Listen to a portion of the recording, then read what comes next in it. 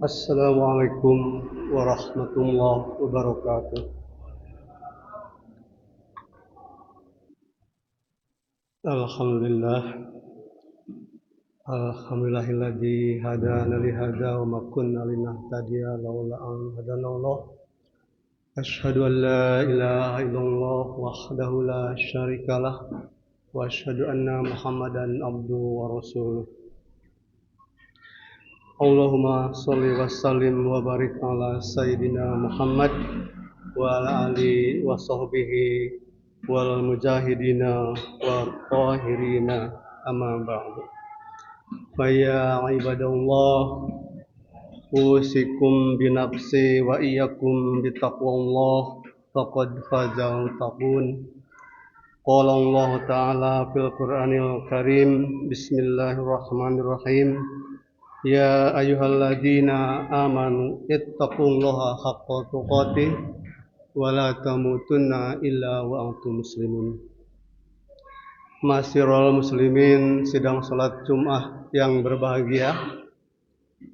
Pertama-tama marilah kita panjatkan puji dan syukur kehadirat Ilahi Robbi yang telah memberikan rahmat dan karunia kepada kita semua sehingga kita bisa hadir dalam rangka mendekatkan diri taqarrub kepada Allah Subhanahu wa taala yang telah melimpahkan pula kepada kita kesehatan dan kebahagiaan sampai pada hari ini.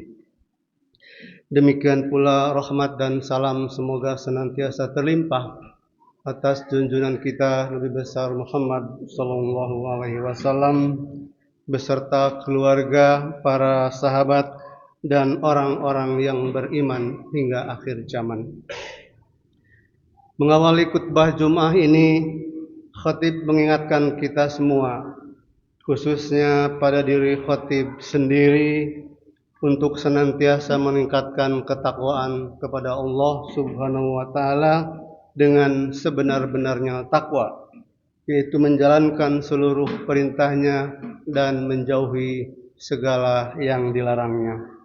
Takwa adalah jalan terang menuju hadirat Ilahi Robbi sehingga kita bisa menemukan nilai-nilai kebajikan dan nilai-nilai kemuliaan dalam kehidupan dunia dan akhirat.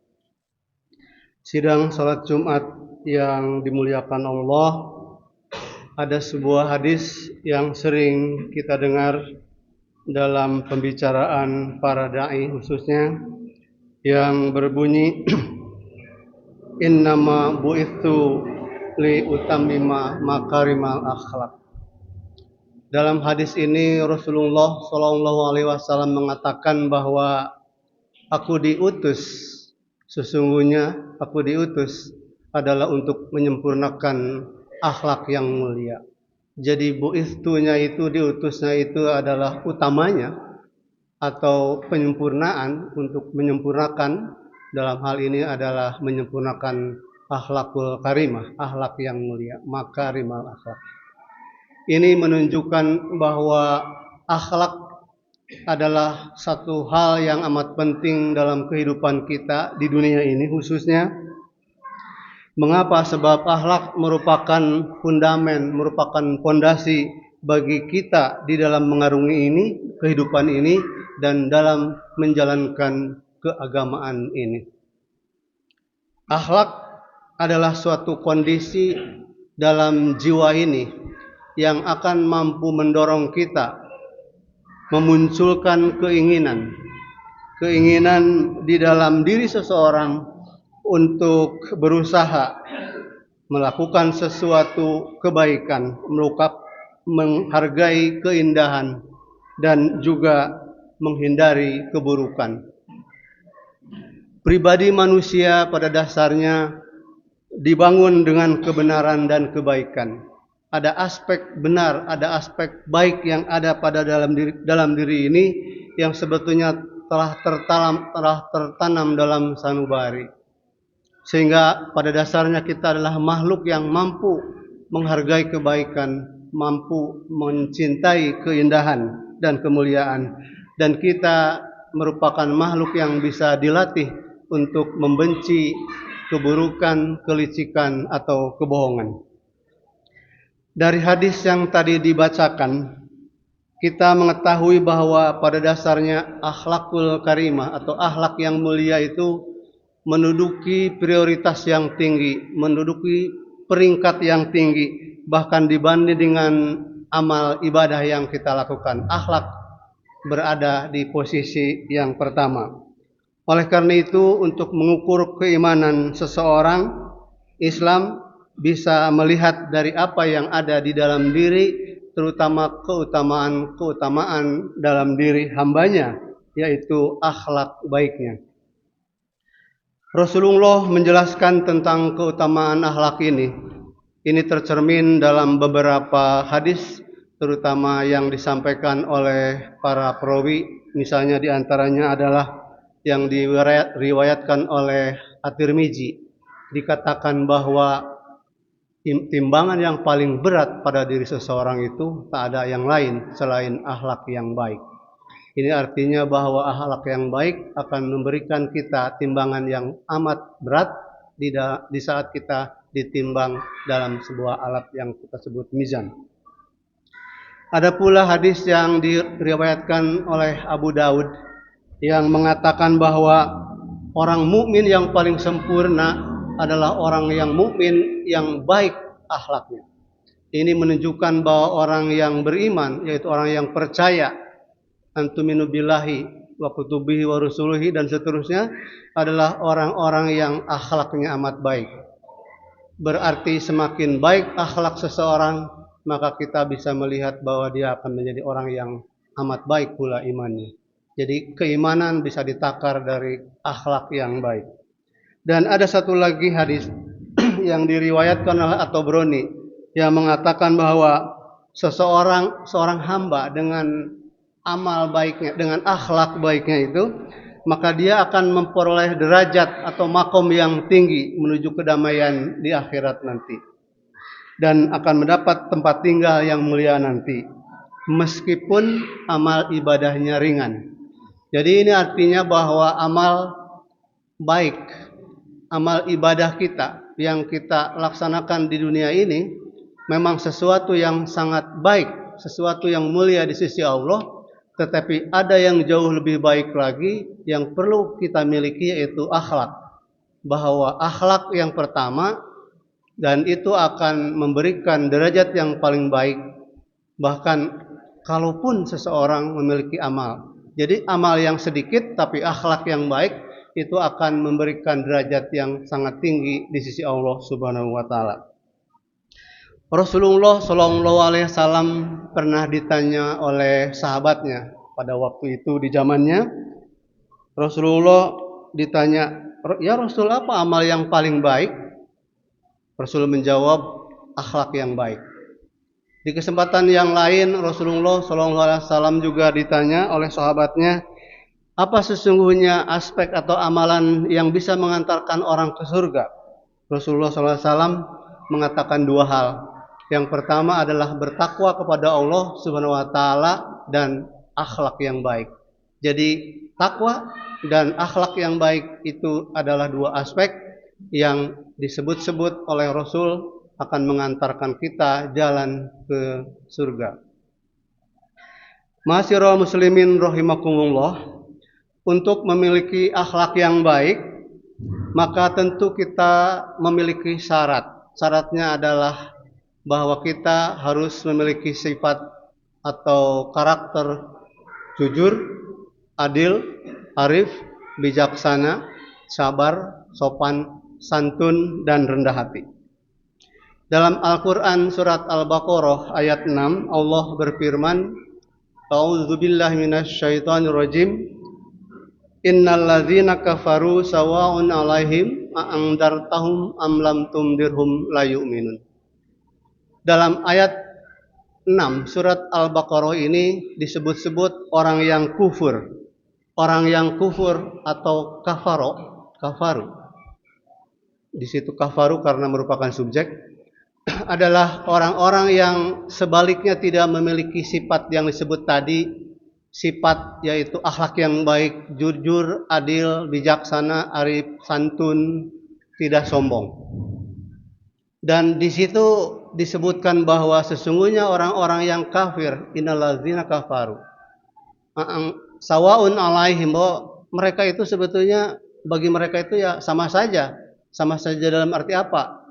Tidak ada bedanya. Kalaupun engkau Muhammad memberikan peringatan, katanya, angdar tahu, engkau beri peringatan, atau lam tumdirhum, tidak engkau beri peringatan. Jadi dua hal yang sangat berkebalikan, engkau berikan peringatan atau engkau tidak beri peringatan. Di tengah-tengah ada kata yang menunjukkan kata atau yang memberi dua pilihan, tetapi pilihan itu tidak mungkin dua-duanya terjadi pada waktu yang bersamaan atau tidak terjadi pada waktu yang bersamaan. Apabila pilihan itu satu bisa terjadi di dalam yang lain, misalnya kita tidur atau bermimpi, kita bisa tidur, kita bisa bermimpi sambil tidur. Maka kalau kita mengatakan atau tidur atau bermimpi atau tidur, di situ lebih cocok digunakan kata au daripada kata sebagai kata pengganti kata penghubung atau tadi itu. Kemudian dikatakan bahwa mereka itu mau diberi peringatan atau tidak karena sudah tertutup hatinya, mereka itu la yu'minun. Mereka tidak beriman, mereka tidak akan percaya dengan seruanmu, dengan apa yang engkau katakan. Jadi ini adalah kebalikan dari sifat orang mukmin, orang yang percaya terhadap Al-Quran, tetapi orang-orang yang kafir itu sudah menutupi akal dan pikirannya, sudah menutup hati mereka dari kebenaran, karena mereka itu enggan, mereka itu sombong, angkuh, dan mereka tidak akan memenuhi seruan dari Allah Subhanahu wa Ta'ala yang disampaikan lewat Rasulnya.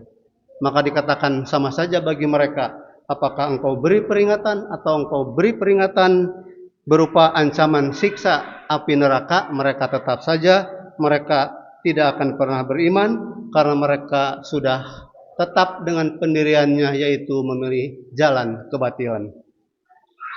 Di Quran surat Al-Baqarah ayat 7, lanjutan dari ayat yang lain, kita juga melihat firman Allah Subhanahu wa taala, a'udzubillahi minasyaitonir rajim, khatamallahu ala qulubihim wa ala sam'ihim wa ala absarihim ghisawah walahum adzabun adim. Ini jelas dikatakan khatam di situ, tamat. Khatamallahu, Allah sebagai subjek lagi, bahwa Allah telah menutup rapat, telah menamatkan, telah menyegel. Ada yang sering menerjemahkannya menyegel, menutup rapat dengan materai, artinya sudah tidak bisa lagi dicabut. Bahwa Allah sudah menutup apa? Terhadap qulubihim, terhadap hati mereka. Wa ala samihim, dan terhadap hati mereka. Wa ala absorihim gisawah. Sebelum ada kata wa ala absorihim gisawah, ada jeda di situ. Artinya wa ala qulubihim wa ala samihim itu adalah dua hal yang ditarik ke depan, bahwa Allah khatam terhadap qulub dan terhadap pendengaran. Hati dan terhadap pendengaran. Tapi wal absorihim, terhadap penglihatan mereka ada gisawah di situ, bahwa penglihatan mereka gisawah, tertutup. Ini merupakan sesuatu yang sangat tegas yang disampaikan oleh Allah Subhanahu wa taala. Dan mereka diakhiri di situ walahum, dan mereka itu adzabun adim, dan lahum, bagi mereka adzabun adim. Adab yang sangat berat, adab yang sangat pedih. Jadi pada ayat-ayat yang disebutkan di atas, kita bisa melihat bahwa orang yang akan bisa mendapat petunjuk itu sebetulnya hanyalah orang yang bertakwa, yaitu orang yang memposisikan dirinya, orang yang membuka dirinya, membuka pintunya untuk percaya. Tapi orang yang dari hati yang paling dalam menutup pintu untuk percaya, maka itulah orang-orang yang dikatakan kata-kata kufur atau kafir atau kafaro tadi. Ini adalah orang-orang yang susah diberi petunjuk. Hadirin jemaah salat Jumat yang berbahagia dan dimuliakan Allah, asli dari kata kufur, pengertian yang paling mendasar dari kata kufur Kufur adalah sifat dari orang yang melakukannya, yaitu orang kafir itu adalah menimbun. Menimbun atau menyembunyikan sesuatu sehingga yang ditimbun itu tidak kelihatan lagi. Banyak yang menganalogikan bahwa ini mirip peladang. Itu juga disampaikan dalam Quran surat Al-Hadid ayat 20. Jadi mereka itu yang kufur itu mirip seorang petani atau peladang yang menggali tanah, kemudian setelah digali ditanami itu dengan biji jagung, kemudian ditimbun dengan tanah berikutnya sampai biji jagung itu sudah tidak kelihatan lagi. Nah, orang yang melakukan ini dalam bahasa Arab disebut kufar. Jadi kufar itu sebetulnya adalah orang yang menimbun, tetapi dalam pengertian yang umum yang kita pahami adalah bahwa orang yang selalu menimbun, menyembunyikan kebenaran, ditutupi kebenaran ini karena dia punya maksud tertentu atau karena dia punya prinsip tertentu. Nah, dalam hati sanubari ini manusia itu sebetulnya memiliki sifat, yaitu tadi mau menerima kebenaran. Tetapi bagi orang yang kafir, bagi orang yang kufur, yaitu orang kafir, mereka selalu menutup kebenaran itu, menutup seruan yang mengarah kepada kebenaran itu, dan mereka menutupinya dengan menyampaikan bahwa ini tidak bisa. Alasan-alasan yang kadang-kadang mengada-ada, dan mereka menyampaikan dengan berbagai cara bahwa seruan, bahwa kebenaran yang diberikan orang lain itu sebetulnya tidak dapat diterima karena alasan-alasan tertentu. Sehingga ini artinya bahwa pernyataan-pernyataan yang mereka lakukan, kesimpulan-kesimpulan yang mereka lakukan atau argumentasi yang disampaikan itu tidak lagi dilandaskan pada kebenaran, tetapi hanya didasarkan kepada persepsi. Tidak dilandaskan kepada fakta, kepada data, tetapi hanya didasarkan kepada anggapan atau persepsi. Persepsi adalah cara pandang, perception. Bagaimana kita memandang sesuatu, bagaimana kita melihat sesuatu yang tidak perlu didasarkan kepada kenyataan yang sesungguhnya. Mengapa orang menjadi kafir? Ini sebuah pertanyaan yang menarik. Biasanya orang menjadi kafir itu kadang-kadang karena ada sifat juhud. Juhud artinya menantang. Atau sifat inad. Inad artinya keras kepala.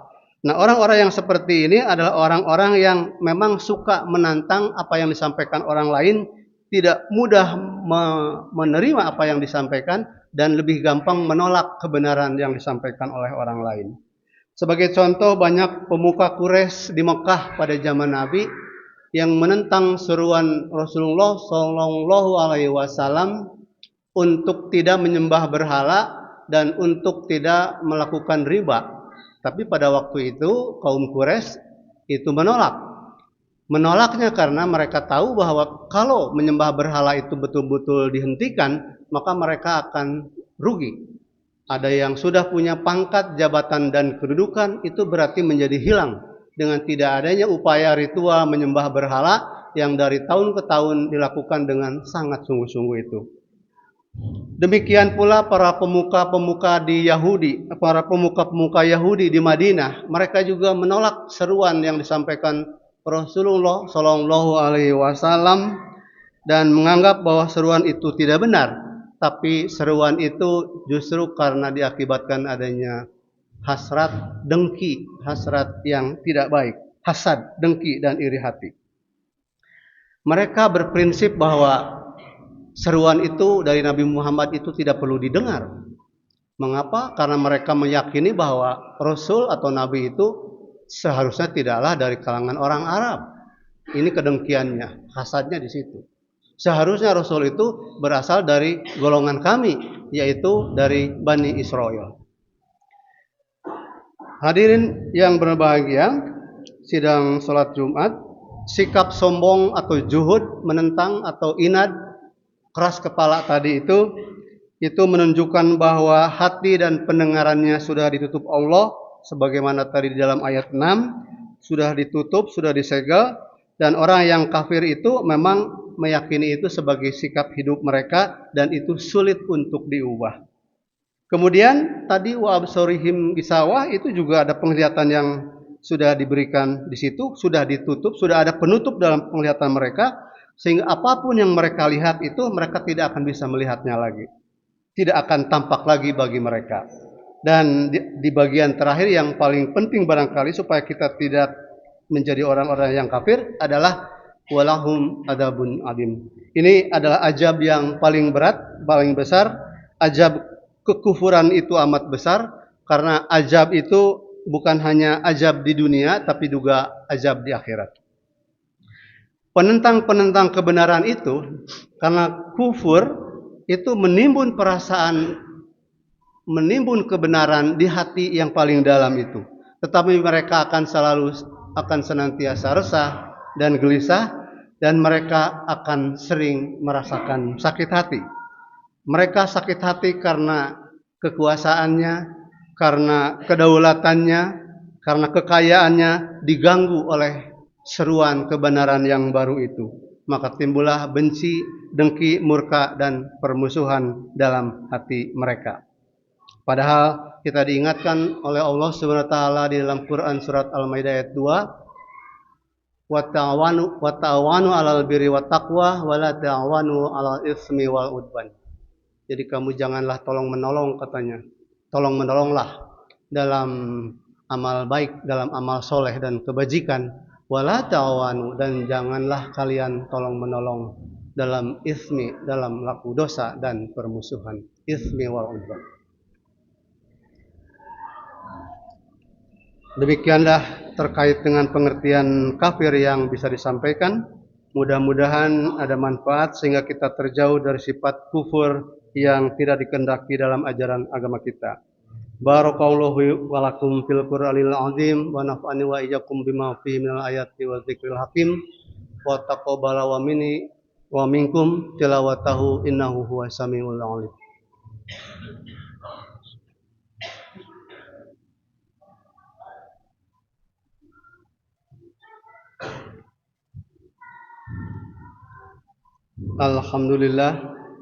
Alhamdulillahi ala ihsanihi wa syukri lahu ala taufiqihi wa imtinanih wa ashhadu an la ilaha illallah wahdahu la syarika lahu wa ashhadu anna sayyidana Muhammadan abduhu wa rasuluhu da'i ila ridwanih.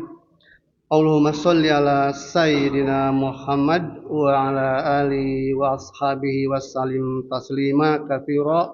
Amma ba'du, fa ya ayyuhan nas ittaqullaha fima amar wa antaha amma naha wa'lamu anna Allaha amarakum bi amrin bada'a fi binafsihi wa sana bi malaikati qudsi wa qala ta'ala inna Allaha wa malaikatahu yusholluna 'alan nabi ya ayyuhalladzina amanu shallu 'alaihi wa sallimu taslima. Allahumma ighfir lil mu'minina wal mu'minat wal muslimina wal muslimat al ahya'i minhum wal amwat innaka qaribun mujibud da'wat. Allahumma inna nas'aluka salamatan fid din wa afiyatan fil jasad wa ziyadatan fil ilmi wa barakatan fil rizqi wa taubatan qabla al maut wa rahmatan indal maut wa maghfiratan ba'dal maut. Allahumma hawina alaina fi sakaratil maut wa najatan minan nar. Rabbana dhalamna anfusana wa illam taghfir lana wa tarhamna lanakunanna minal khasirin. Rabbana atina fid dunya hasanah wa fil akhirati hasanah wa qina adzabannar. Ibadallah, innallaha ya'muru bil adli wal ihsan wa ita'i dzil qurba wa yanha 'anil fahsya'i wal munkari wal baghi ya'idukum la'allakum tadhakkarun. Fad'uhu yastajib lakum wa la dzikrullahi akbar. Wassalamualaikum warahmatullahi wabarakatuh.